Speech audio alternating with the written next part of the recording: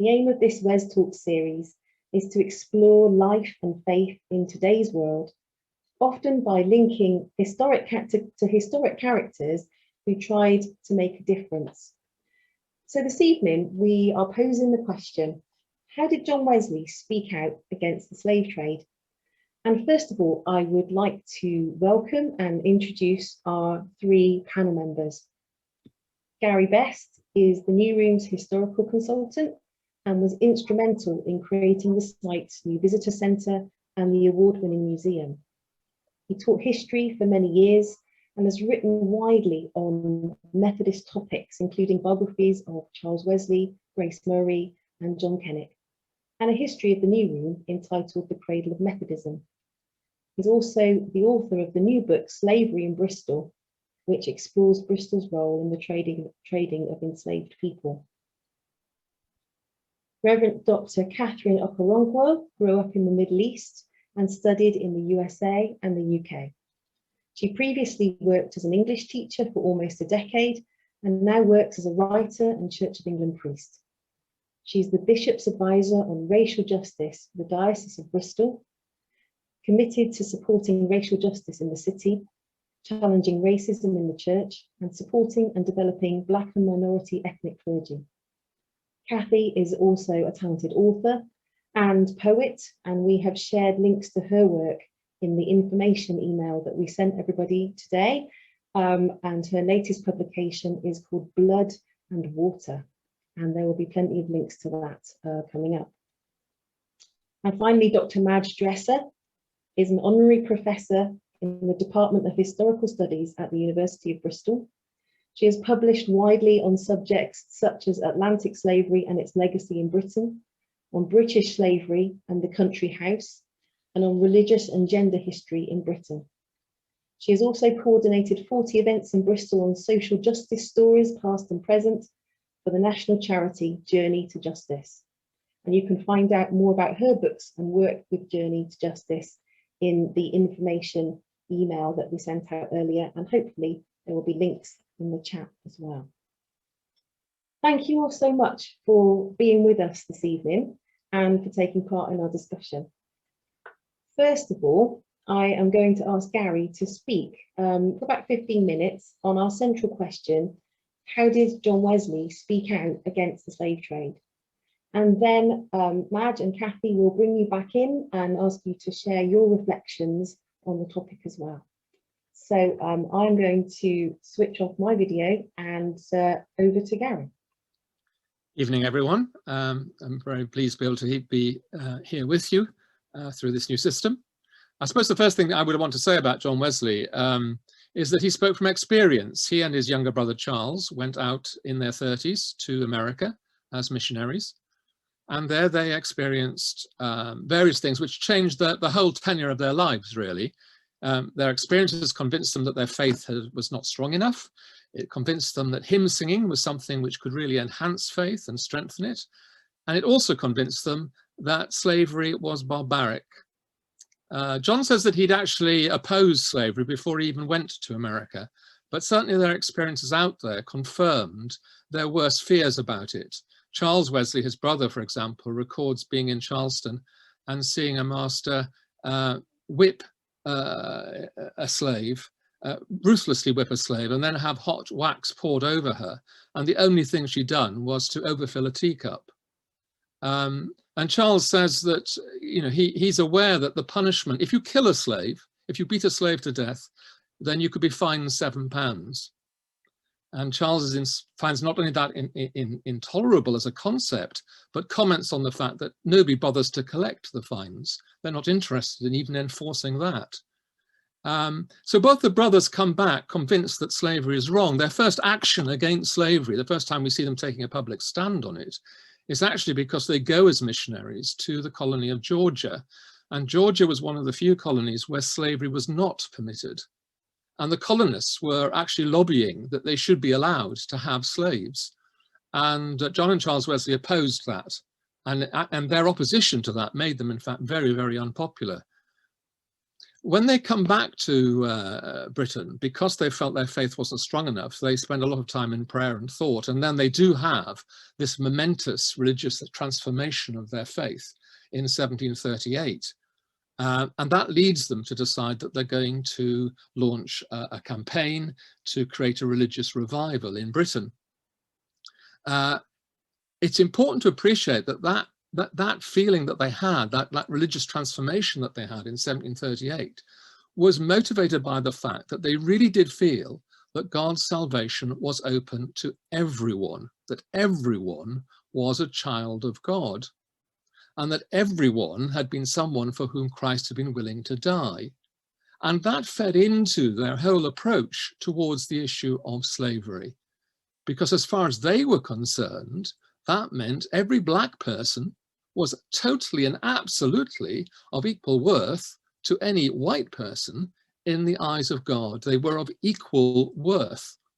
And that meant that from the very outset, both of the Wesleys were abolitionists. They opposed the whole concept that you should be able to enslave anyone. And that made them different from many of their contemporaries. It made them different from some of the other Methodists. Their friend and colleague, George Whitefield, who was a great advocate for improving the lot of slaves, would not actually advocate abolition, because he thought, as a Calvinist, that God had ordained slavery and that some people were preordained to be slaves. That was not the Wesley approach. Fundamentally, they started from the premise that everybody is a child of God. They came to Bristol in 1739 and they set up their main base there. And of course, Bristol at that time was the largest centre of the slave trade in the country. There's some evidence to suggest that the Wesleys had very strong links with the Quaker community in Bristol. One of the Quakers, for example, became their first housekeeper at the New Room. And it's almost certain, therefore, that they would have discussed the slavery issue with the Quakers, because the Quaker movement at the time was also having a great debate about whether or not slavery was something that it could accept or not. But the details of that discussions, obviously, we don't have. What we do know is that by 1744, John Wesley publicly was talking about, this is his phrase, the blood and the guilt of those in Bristol who were involved in the slave trade. And in the 1750s, when he and Charles produced a commentary on the Bible, on the Old Testament and on the New Testament, one of the things that they made clear within it was that as far as they were concerned, slavery ran counter to the gospel, and that anybody who engaged in slavery was, in Wesley's terms, man-stealers and the worst of all thieves. The brothers' anti-slavery stance, like their stance on a lot of social justice issues, wasn't their prime focus. Their prime aim was to create a religious revival. But their hope was that a religious revival would then change the nature of society. John didn't really have a lot of time for politicians. He didn't think they made a lot of difference. He was somebody who thought that you could change society better from the bottom up rather than from the top down. And so I think they thought their religious revolution, which they hoped to create, their religious revival, would ultimately feed through into the abolition of slavery and indeed fairer treatment for all people. I think that attitude changed in 1767 when John read a book written by an American Quaker called Anthony Besnay about the slave trade, and in particular about the Middle Passage, where the enslaved Africans were taken from Africa to the New World. And the appalling conditions that are described in that book really shook John Wesley to the core. And it's obvious that he and his brother Charles took particular interest in the legal cases that were springing up between 1767 and 1772 as a result of the work of Granville Sharp, who was really challenging the whole issue about, is it legal for there to be an acceptance of slavery in a country like Britain, which was allegedly a country for the free. And Charles was particularly interested because one of his close friends was the Lord Chief Justice, Lord Mansfield, and Lord Mansfield often ended up on the sharp end of having to decide some of those legal cases. By the end of that period, by 1772, there's no doubt that Sharp and Bessenet and John Wesley have formed a kind of triumvirate in which they are trying to work out how they can persuade people to politically end slavery, to make it politically unacceptable. And 1772 is the year when Charles Wesley offers asylum to two escaped slaves in Bristol at the New Room, the so-called Calabar princes.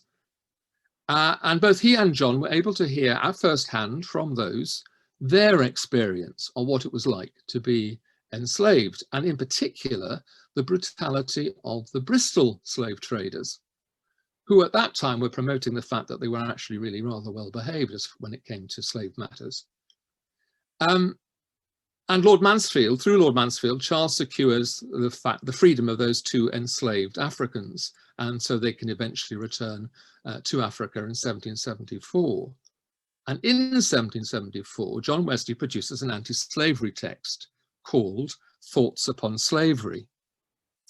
It was very well argued. It contained graphic examples of the cruelties inflicted on Black Africans, and it made an intense emotional appeal to its readers to end slavery. Notwithstanding 10,000 laws, right is right and wrong is wrong. There must remain an essential difference between justice and injustice, between cruelty and mercy.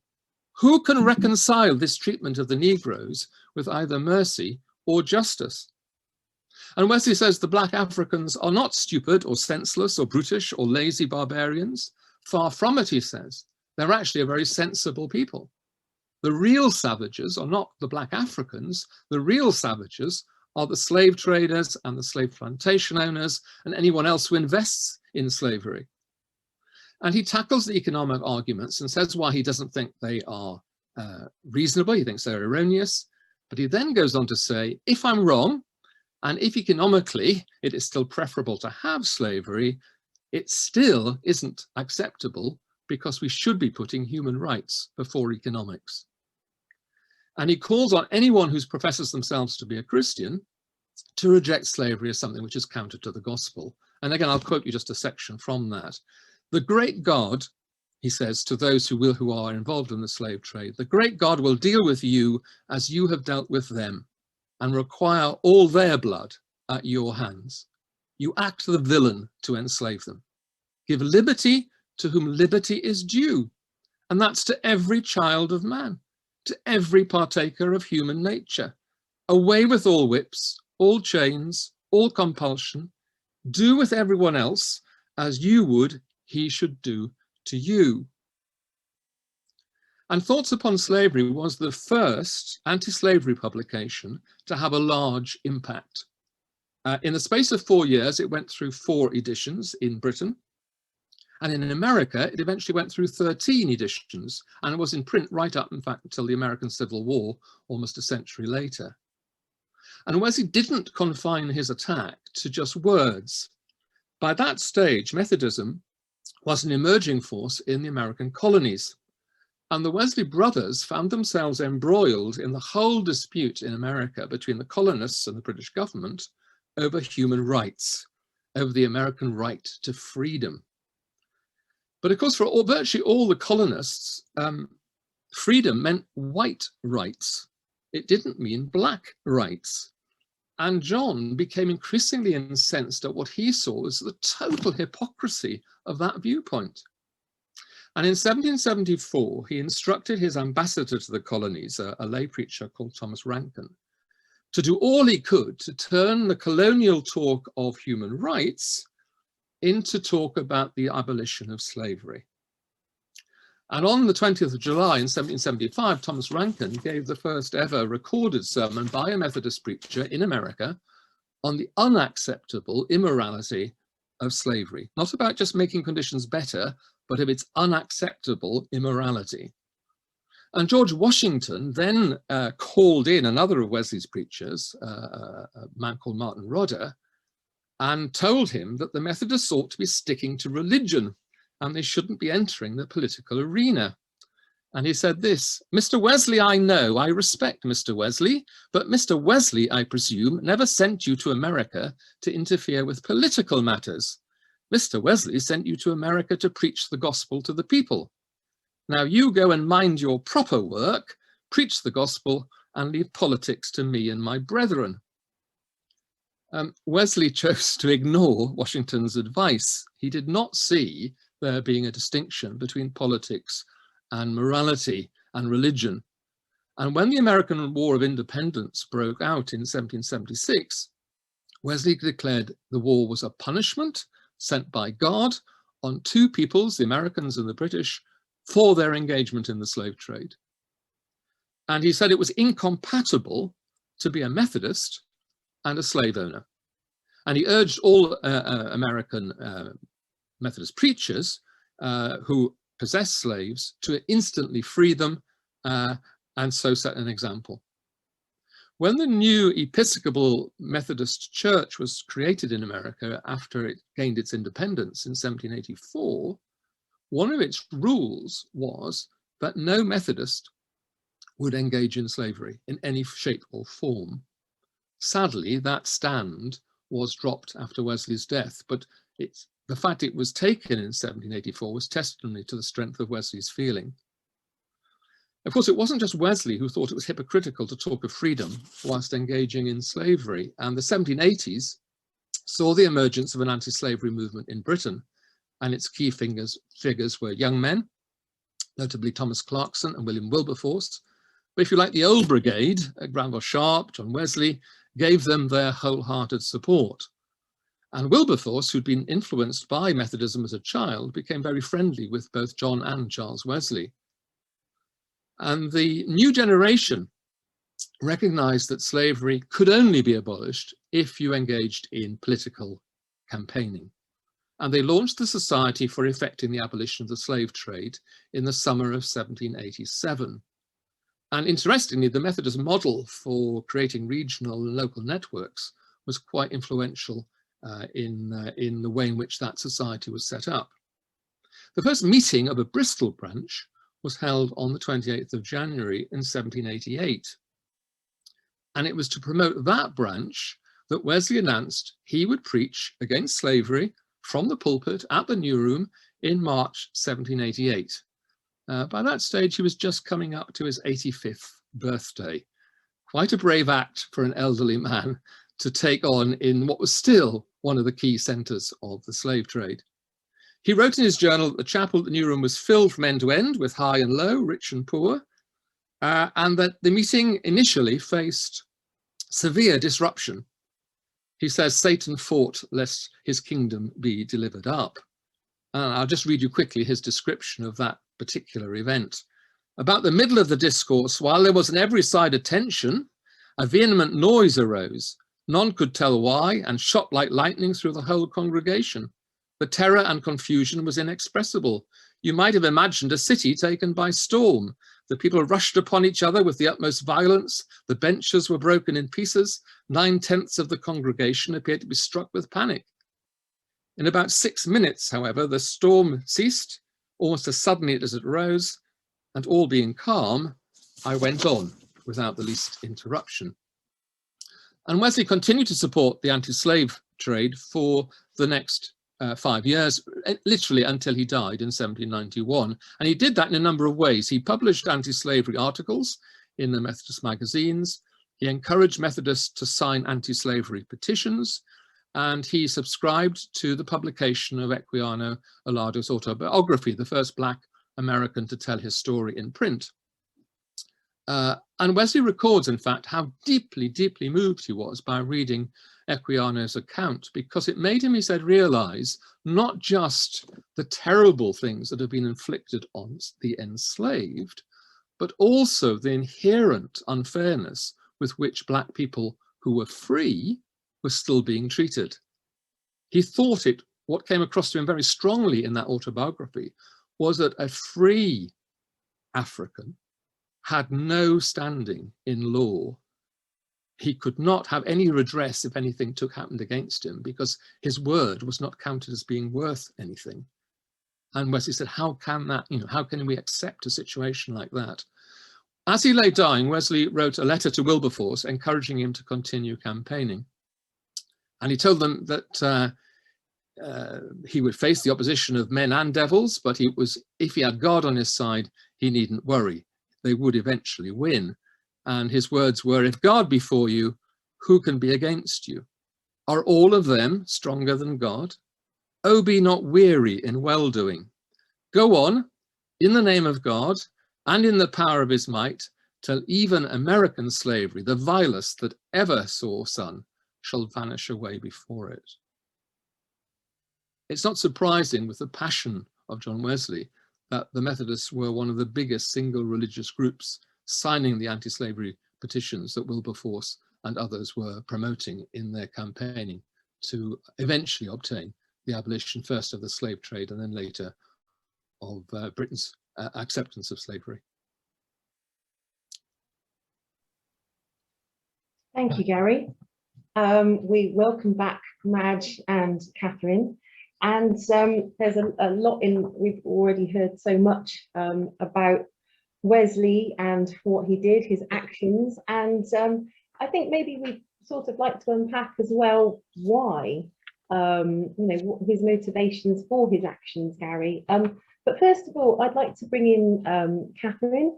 And Cathy, I wonder if you could really just share your reflections on what Gary said. I don't know how much you had come across John Wesley before you moved to this area. Maybe you'd like to share a little with us. Yes, thank you so much for this opportunity. It's really lovely to be speaking in this panel. I did actually train at the Queen's Theological Foundation, and that training institution does prepare Methodists for their ministries. So I had, of course, heard of John and Charles Wesley. And I was very interested in Gary's book. I have to say that as a person of color, it was a hard book to read in places. Just that historical perspective and some of the language that is used to pick up the historical evidence and realities, really.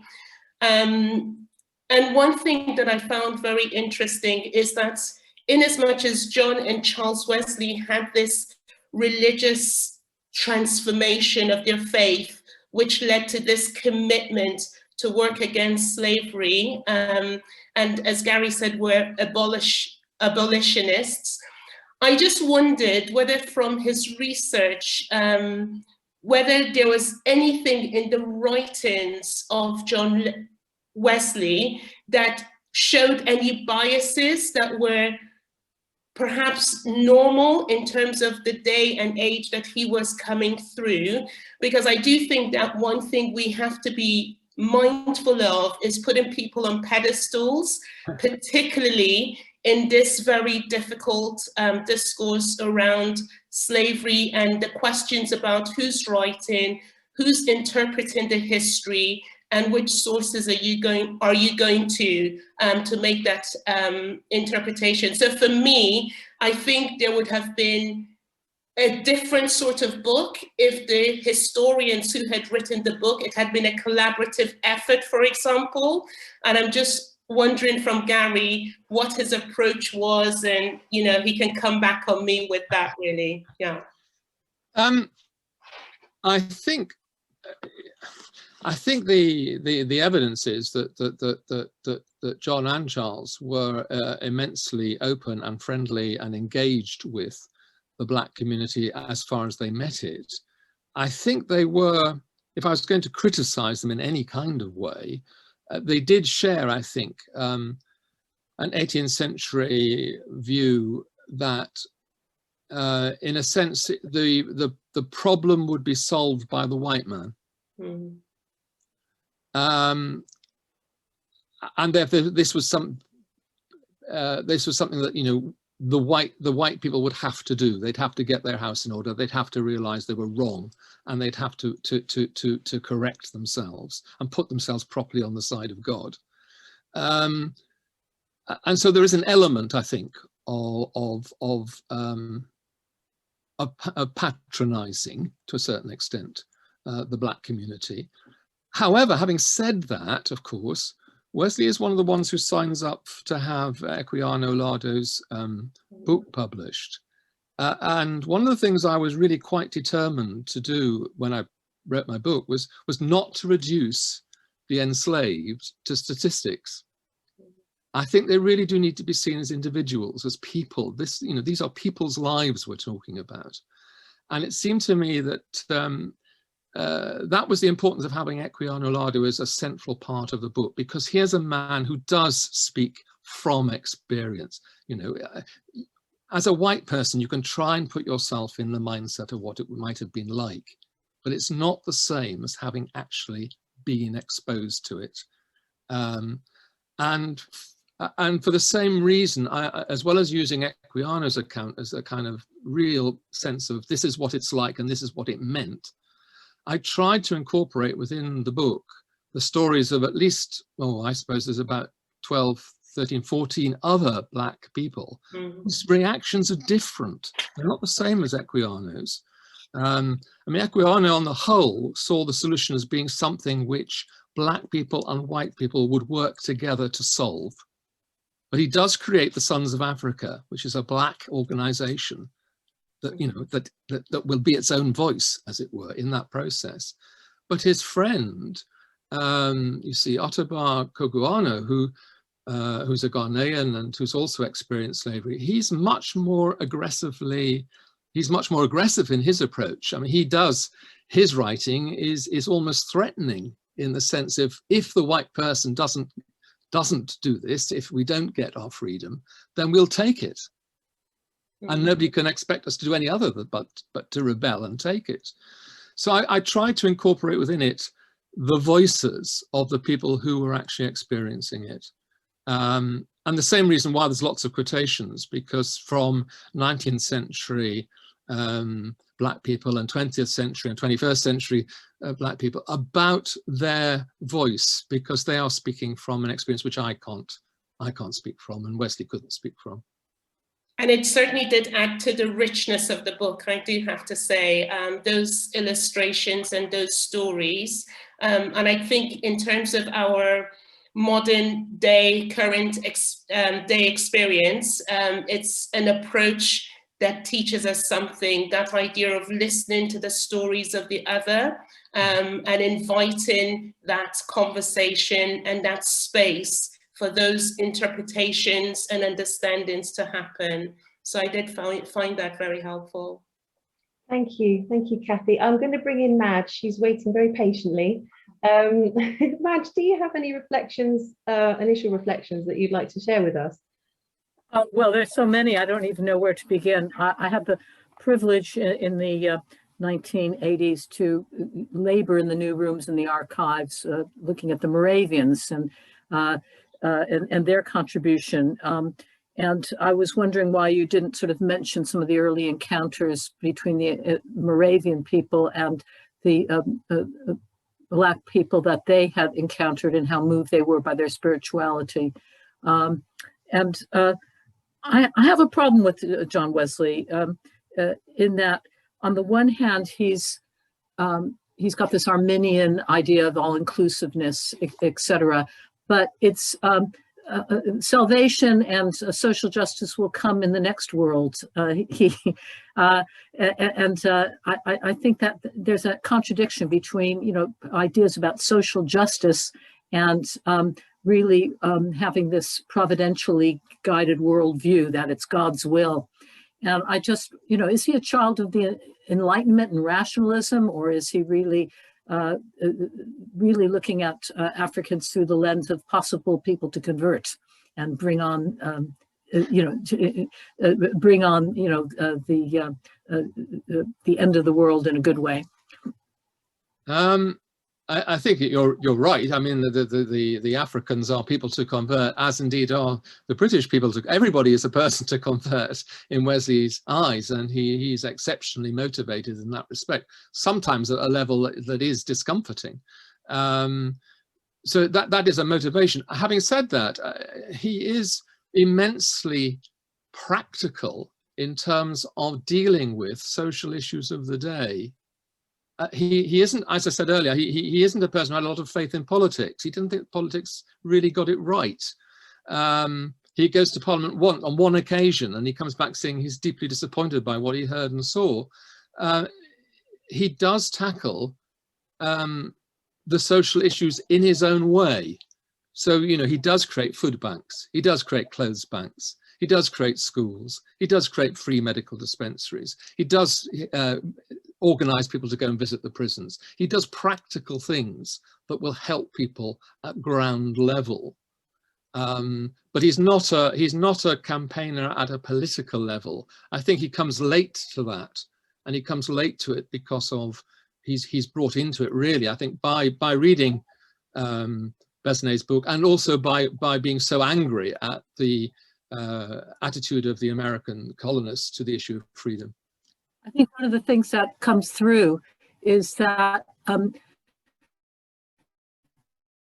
both Charles and John are so embedded in the social relationships of their patrons or people that they know, that, for example, when Charles bore witness to the terrible mistreatment of that enslaved woman in South Carolina, he didn't, you know, he was there. I mean, he didn't sort of stop it, you know, because it was, you know, so in a way he was colluding, but then, you know, I guess it's, if you were in China, it is a, you know, today with the treatment of the Uyghurs, and you know, there, what could you do in a way? But I mean, I think the Wesleys were compromised by, as was everyone in that society, by their social relationships with slave traders and people, West India merchants, and everything that, you know, the Countess as well. And so I just, and also, you know, he did oppose the kind of social reform. He'd do food banks and he wanted personal redemption, etc. But he wasn't for helping people achieve that kind of parity, structural parity in this world. The whole idea of human rights, I was quite surprised by some of the quotes that you cited. Did he talk in terms of universal human rights in such a forthright way? Because it seems at odds with his providential religious It's not at odds with it, because it is rooted in his concept that everybody is of equal worth in the eyes of God. So it's not it's not a variance with it. But it's not a, you know, the idea of human rights, which we all take as a sort of universal given, is really a product of the 17th and 18th century, and it's a rationalist product. You know, it's the idea of certain laws of nature, and I just. You know, it doesn't sit easily with me with this fundamentalist view of you know, looking at everything through the eyes of redemption. And also, I think when he and Charles took on the two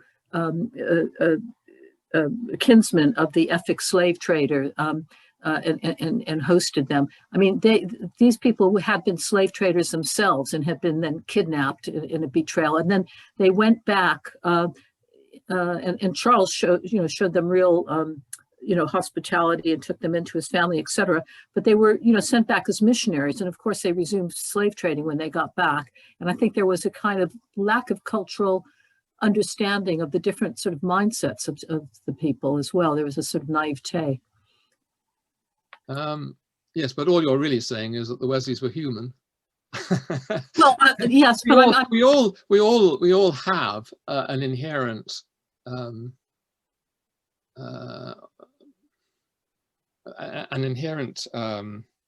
mindset that is partly a product of the age in which we live, and it's very difficult to get out of that. I think the Wesleys are remarkable to the extent to which they do step outside the norms of their day in so many ways. And Charles is actually much more what you said would apply to Charles than it does to John. I mean, John doesn't pull punches with the rich, which is why he's not popular. I I mean, Charles does bend a little, and he can speak to any audience, whether it's a poor audience or whether it's a very rich audience. John can't, because John is so outspoken, particularly if he thinks there is injustice taking place, particularly if it's an issue about a gap between the rich and the poor. He is so outspoken that actually the rich won't listen to him. I'm going to just jump in there, because I'm just going to invite all the attendees from the panel to start thinking of questions that they would like to ask you all as panelists. In about 5 minutes, we're going to be inviting questions from all the attendees, so please start thinking of questions that you would like to ask. Just a reminder that you can ask a question by typing it into the Q&A box, but please don't unmute yourself to ask a question. Just type it into the Q&A box and we'll start to address those questions in about 5 minutes. The thing that struck me as all three of you have been talking is that you're all storytellers, and that's really come across really strongly as you've all been speaking. And I was thinking about the power of story, and what stories do you still think need to be told in understanding the impact of the slave trade on Bristol? And I don't know who would like to respond to that first. We've been thinking about stories from different angles. What stories do you think still need to be told to enlarge and broaden our understanding? Well, I think that the stories of the descendants of those who were enslaved needs to be told, and the experiences, their stories need to be shared and need to be listened to, really. And I really do think that a lot of times we sometimes listen to stories with our own agendas, and so listening well is important as well in that sense. But I do think those stories are still stories we need to hear more widely and more broadly. Yeah. Thank you, Kathy. Madge, you've been involved in Journey to Justice, an organisation which has been involved in telling a lot of different stories. Do you have any reflections on that question?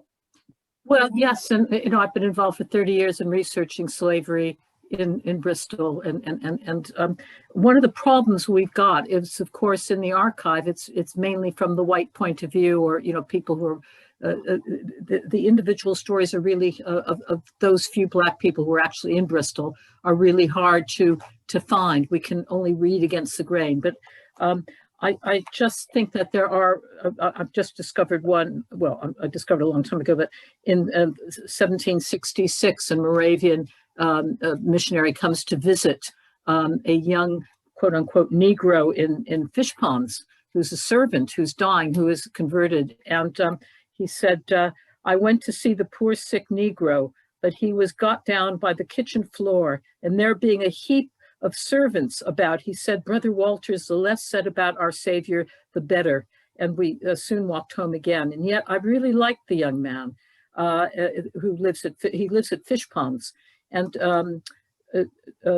two of my sisters have been in town since Thursday last at Mr. Clayfield's house, whose wife is a relation of theirs. Anyways, the fact is there was a real emotional connection. I think it was the actual impressiveness of the spirituality of that young person who really connected, and I think it moved. Those kind of interactions really did move people to shift, white people to shift their stories. But we'll never know what it was like for this poor young guy who couldn't even let the other servants know that he was a Methodist or Moravian because he'd get in trouble. And how lonely and isolated it was for him. How do we retrieve his story? And it's very difficult. That's why sometimes you have to use art and poetry, et cetera, to try to reimagine these things. But it isn't, we have to do that with caution, because art and poetry can help us reach the bits that the archive can't reach. But on the other hand, we do need to have evidence and empirical evidence as well. So it's history right now is in a very volatile time, and one of the other things I would say is that many of the kind of dilemmas that face us today. Do you have structural political change, or do you have to start from the individual and have a kind of epiphany or a conversion of some sort? These are the things that face us today, because we still have those same choices to make. Thank you. Gary, did you want to add anything to that? I think the thing I would want to say is that, I mean, one of the things I wanted to do in the book was slavery hasn't gone, it's still with us. It's still here, it's still in our midst. And even more so, the legacy of racism that it helped generate is still with us and in our midst. And I think the danger is that, I mean, I've been trying to make people better informed, but I don't want them to live in the past. I mean, they should be looking at the present and looking at the things that are happening now and that we need to tackle now. One of the things that I got quite depressed about was the focus on statues that we had, historical statues. I do understand why some historical statues are immensely offensive to some of the Black community. I do understand that. But at the same time, what we should be addressing are the racist issues that are happening to Black people now. That in a sense that they are the things that we need to be addressing. I mean, it's not that long ago that that there were complaints about the institutional racism in Bristol City Council, or the fact that the Bristol University wasn't tackling the rising number of racial acts of aggression that were taking place and so on. Those are the things that we need to be addressing, and we need to be listening to people's stories now, because they are the voice of experience. When I was doing my research, if I was going to pick out one person who's modern person, whose writing sort of resonated with me, it was David Olugsoga's writing, because he's speaking from experience of Britain today and of the issues today. And we need to use our history to inform us as to why we're in the situation we're in. But we don't need to bog ourselves down in the history and prevent ourselves dealing with the situation that exists now. Thank you. You'll be pleased to know that we have some Q&As, and thank you to those who have contributed questions so far. The first question on my list is, did the Wesleys boycott the use of sugar, as I gather some Quakers did? Anybody like to answer that one? The simple answer would be some Methodists did and some Methodists didn't. It was a personal response to which many joined in and did. Okay. Madge, do you know any more about that? Well, the sort of real boycott of sugar, I think, started in the 1790s, didn't it? So it sort of towards the end of, and it was much caricatured by the pro-slavery lobbies, it was one way, particularly that involved women, and it helped politicize white women into the political struggle, because it was something domestic. It's something that they could have a sort of control over, and a lot of them got involved in the anti-slavery movement through that sort of boycott of consumer goods. But it does also, I think, the boycott of sugar just shows you it isn't just about the trade in enslaved people. It's about all that other wealth that the labor of enslaved Africans generated for the city and for Britain as a whole. Thank you, Catherine.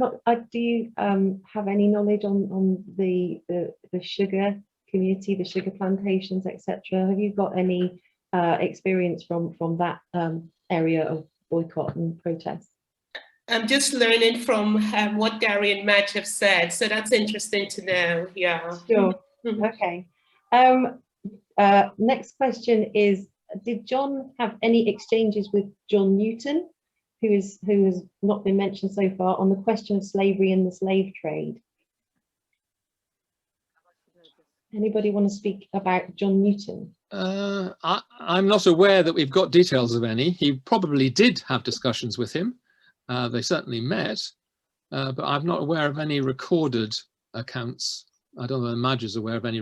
Yeah, and I mean, one of the problems of getting old is you forget all the stuff that you've learned. And I've reviewed a book on John Newton. I don't like John Newton because as someone, though he was, though he had a conversion while he was a master on slave ships and thought it was wrong, it didn't stop him still from raping Black women on board ship for quite a while. And then, he had amazing grace and he was a sinner and repented. But there was something a bit icky about him that I just can't really reconcile. So although he did promote anti-slavery in the end, it took a hell of a long time for him to act on his so-called religious principles. Yes, I think he's an example of somebody where grace takes a while to work. It's not instantaneous. Where somebody like Harry Gandy, who was the Quaker and he was sort of co-opted as a young guy onto a slave ship, had to quell a slave rebellion on board, was horrified by it, and then he became a master, and he thought he'd be a good kind master, but then he realized in structural terms it was an impossibility because people, you had to quell savagely the people who you'd enslaved or they'd rebel. So you were repressive. You had to. It was built into the structure of the trade. And when he realized that, I think that's when he turned his. He gave us an insight into that, and. I feel he's somebody who was embedded in the system, but he acted with more integrity in the end than John Newton. I think I'm right in saying Newton's probably biggest contribution was that he was one of the people who persuaded Wilberforce that his future probably lay more in politics than in the church. Okay, thank you both. We've got a question that about 4 people have wanted to ask, and I'm actually going to bring Catherine in on this one, if I may. Although it might not seem, I'll just ask it. I'm interested in the experience of Methodists from the Black community. How are they being heard? Now, obviously, Gary, you've done research for your book and listened to the voices of the Black community, and Madge, you have done that work as well. I don't know if any of us can speak to specifically Methodist experiences, although I do know that on the Methodist website at present there is a whole section about Black History Month, and that the Methodist Church in Great Britain has been trying to tell the story of Black Methodists. Catherine, I was just wondering, in your experience as the Bishop's advisor on racial justice, is part of your work to encourage people to tell their stories in your context? And I just wonder if you could share a little bit about that. Yes, of course.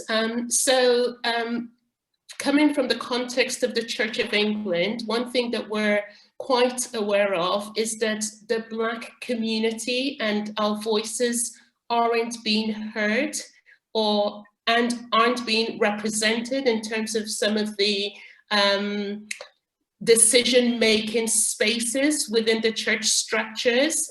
I can't really speak to the Methodist Church, but in terms of my position, that's one of the things that we're really keen to do. So at the moment, we've got a huge initiative called Transforming Church, in which we're trying to encourage those diverse voices and experiences through storytelling, through a variety of different ways to contribute to that representation process. So yeah, that is part of it.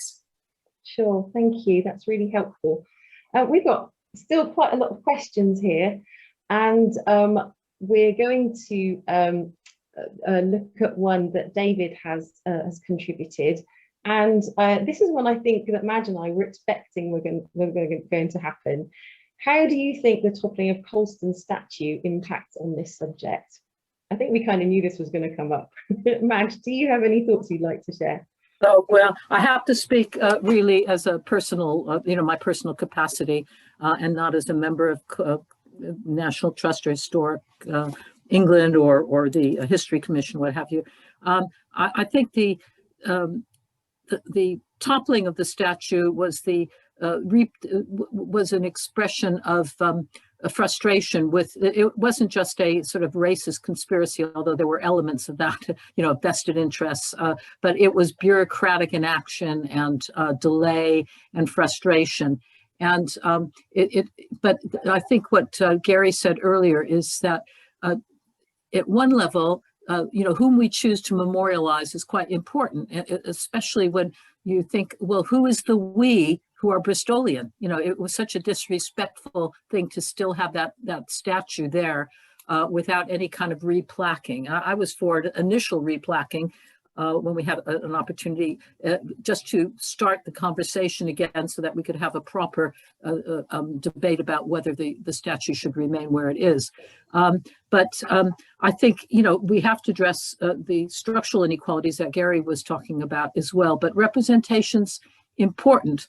We've got a real dilemma now because if you do not prosecute the people who toppled that statue, then when the neo-Nazis or other people misguided start vandalizing statues, say the tomb of Scipio Africanus or in Bristol or of Alfred Fagin, etc., then how can you, if you don't have procedural fairness, then how can you address and stamp on that kind of racially motivated hate crime in the hard right? And I just think it's really sad that the whole thing's become so weaponized by both the left and the right. And by the way, we have a real assault now on the kind of history that we do by the government at the moment, who don't want to talk about slavery and empire. They think it's too woke. And I think that this is a real danger, that the government will try to control the kind of history that we write. Gary or Kathy, would you like to add anything? One of the things I put in the book were pictures of statues to slavery around the world. If Bristol wants to talk about statues, I think there are more important things to talk about than the statues, but if it wants to talk about statues, Bristol ought to be trying to produce a statue that commemorates its role and says something about the nature of slavery. There are plenty of examples, and I don't mean by that some of the awful examples in the 19th century where you have Lincoln, obviously bestowing freedom on black people and so on. I mean something that really does speak to people about what happened here in Bristol. And like Madge, I agree totally that actually we, the powers that be, were responsible for what happened to that statue. They did not take the matter seriously enough, and they should have done. And the wording on the plaque was a gross insult.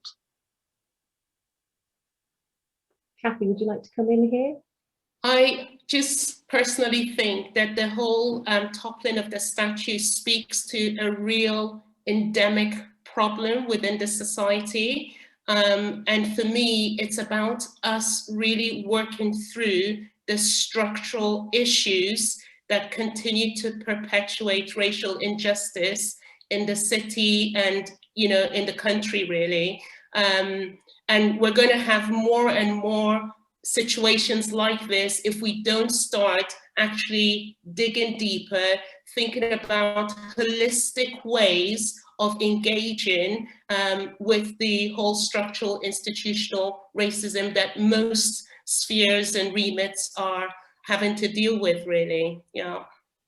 Okay, thank you. I think we've still got lots of questions that have come in, and unfortunately we're not going to be able to answer all of them in the short time that we've got left. There's one question that that Joe's asked, and I'm going to ask this one to Gary initially. How dangerous to Wesley's success in Bristol was his position championing change regarding enslavement? So how dangerous was his success was his views, Gary? I don't think that way. I don't think it was a big issue in relationship to his success. I mean, I think there were other issues as to why people didn't like Wesley and were opposed to him beyond the issue of slavery. I think it was his religious attitudes that caused him the most opposition, not his social justice values. Okay. Madge, did you want to add anything to that? Well, I think, you know, he was much more of an outlier early on than he was towards the end of his life, and I don't really. Can I just backstep for a moment, because I just think in terms of looking at modern slavery today, etc., one of the most insidious legacies of the Atlantic slavery was that it associated in people's views in globally the status of enslaved people with people of African descent, where before, I mean, the word slave comes from Slav, you know, I mean, it was endemic, it was throughout the world. And I think that was an insidious legacy, and that the modern slavery, as horrible as it is, and as prolific as it is, at least in human rights terms, even if you know, practically it isn't much different. People do have the status of human beings. You know, it is recognized now, where before this was reducing people to chattel status. And I think that's an important distinction to make. Thank you. Sadly, we are out of time. And although there are more questions in the Q&A, I'm afraid we're not going to have time on this particular in this particular hour to get through them. But thank you to everyone who has asked a question. On behalf of the New Room and the Learning Network, I want to say just a huge thank you to Gary, to Kathy, and to Madge for taking part in our first Wes Talk of this new series. I've actually really enjoyed this hour, listening to you all reflect and converse, and it's been great. Thank you so much. We're going to be sending out an email to all attendees with links to the publications by all three of our panel members if you'd like to read more by them. And in particular, the New Room's online shop can be accessed via our website, and the link should be coming up in the chat. I almost feel like we could go on for another hour, really, but it is time to draw things to a close. So it's just to share a couple of final notices, because there are always notices. The next talk in our Wes Talk series will be on Monday, March the 15th at 7:30, and is titled, Madge is already advertising the amazing woman that we're going to be talking about. The next talk is titled Hannah More, Moral Reformer or Political Manipulator. We're going to be exploring the public voice of one 18th century Bristol woman, a social influencer of her time, who spoke up for what she believed in.